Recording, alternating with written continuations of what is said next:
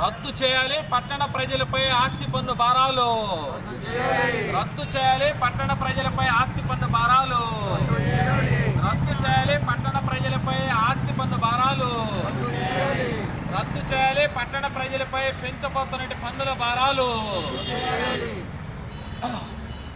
రాష్ట్రంలో ఉన్నటువంటి మున్సిపల్ పట్టణాల్లో ప్రజలు ఇప్పటికే కరోనా లాంటి కష్టకాలాల్లో తీవ్రమైనటువంటి ఇబ్బందుల్లో ఉన్నారు. వ్యాపార సంస్థలు కానీ పట్టణాల్లో ఉన్న ప్రజలకు కానీ ఉపాధి లేదు. ఈ నేపథ్యంలో ఈ రాష్ట్ర ప్రభుత్వం అనేక సంక్షేమ పథకాలు అమలు చేస్తున్నాము. సంక్షేమ ప్రభుత్వం అని చెప్తున్నట్టు ప్రభుత్వము పట్టణ ప్రజల మీద పిడుగులాగా పట్టణ ప్రజల మీద భారాలను పెంచుతూ నవంబర్ నెల చివరాఖరిలో అసెంబ్లీలో ఒక ఆర్డినెన్స్ని తీసుకొచ్చి పట్టణ ప్రజల మీద పన్నుల భారాలను పెంచడానికోసం రంగం సిద్ధం చేసింది. ఈ పన్నుల భారం పెంచేటప్పుడు పట్టణాల్లో ఉన్నటువంటి ప్రజలు కానీ లేదు పట్టణాల్లో ఉన్నటువంటి అన్ని రకాల సంస్థలు కానీ లేదు ప్రతిపక్ష పార్టీలు కానీ వీళ్ళందరితో కూడా చర్చించాల్సిన అవసరం ఉంది. కానీ అది ఏమీ లేకుండా మేము చేసేటువంటి చట్టము దీన్ని ఖచ్చితంగా అమలు చేయాలని చెప్పేసి ఈరోజు భారాలు పెంచారు.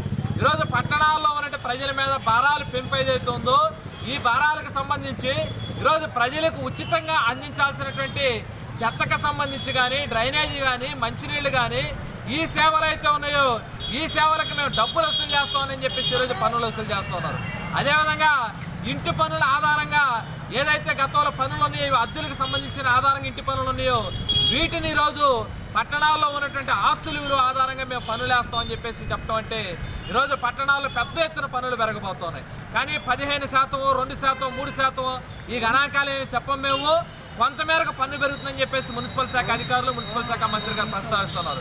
ఈరోజు మేము చెప్తా ఉన్నాము ఈరోజు పట్టణాల్లో ఈ కోవిడ్ సమయంలో పన్నులు తగ్గించాలా, కానీ పన్నులు తగ్గించకుండా ఏదో కొద్ది మొత్తం పెరుగుతుందని చెప్పేసి ఈరోజు రాష్ట్ర ప్రభుత్వం చెప్తా ఉంది.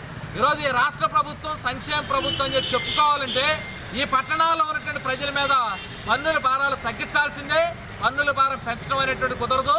పన్నుల భారం పెంచి మేము సంక్షేమ ప్రభుత్వం మేము ప్రజలందరికీ రకరకాల పథకాలు అమలు చేస్తున్నాం అనేటువంటిది స్పష్టమైంది కాదు. ఈరోజు అనేక మంది తీవ్రమైన ఇబ్బందుల్లో పట్టణ ప్రజలు ఉన్నారు. ఈ పట్టణ ప్రజలకు సంబంధించిన పన్నులకు సంబంధించి రాబోయే కాలంలో కూడా వివిధ సంఘాలు ఫెడరేషన్లు మధ్యతరగతి ఉద్యోగులు అందరూ కూడా ఈ భారాల మీద రాబోయే కాలం పెద్ద ఎత్తున ఆందోళనకు రాష్ట్ర వ్యాప్తంగా సిద్ధమవుతున్నారు. రాబోయే కాలంలో ప్రజలతో అవసరాలు ఉన్నాయి, ప్రజల దగ్గరకు రావాలి, ఎన్నికలు జరగబోతూ ఉన్నాయి. ఈ నేపథ్యాన్ని కూడా రాష్ట్ర ప్రభుత్వం ఆలోచించాలా, పన్నులు తగ్గించాలని చెప్పేసి పట్టణాల్లో ఉన్నటువంటి ప్రజల తరపు నుంచి తెలియజేస్తాం.